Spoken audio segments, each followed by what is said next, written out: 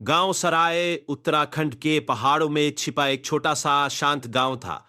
दिन में सूरज की सुनहरी किरणें देवदार के पेड़ों से छनकर आती थी और हवा में ताजी मिट्टी और फूलों की खुशबू घुली रहती थी।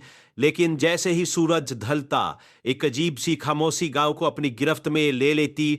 गांव की सबसे पुरानी इमारत एक पुराना पत्थर का घर था, जिसे अब कोई नहीं रहता था। लोग कहते थे कि उस घर में रात की रानी रहती है, एक ऐसी आत्मा जिसने कभी अपनी खूबसूरती और ताकत के नशे में कई जाने ली थी। एक रात आर्यन, जो शहर से अपने दोस्तों के साथ उसी वीरान घर के पास से गुजर रहा था।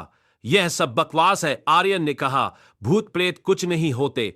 उसके दोस्त हिचकिचा रहे थे, लेकिन आर्यन ने उन्हें हिम्मत दी और वे सब घर के अंदर घुस गए। एक ठंडी हवा का झोंका आया।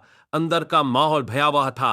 टूटी हुई खिड़कियां, धूल भरी पुरानी चीजें और हवा में एक अजीब सी सड़ी हुई खुशबू। वे एक बड़े कमरे में पहुंचे जहां बीच में एक पुराना झूला था।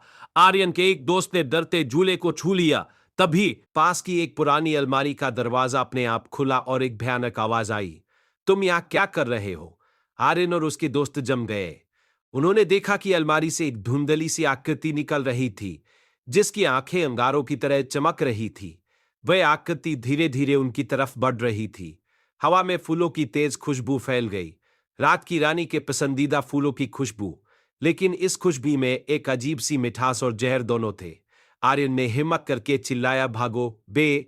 सब तेजी से बाहर की ओर भागे। लेकिन जैसे ही वे दरवाजे से निकले, दरवाजा अपने आप बंद हो गया और अंदर से एक धीमी दर्द भरी हंसी सुनाई दी।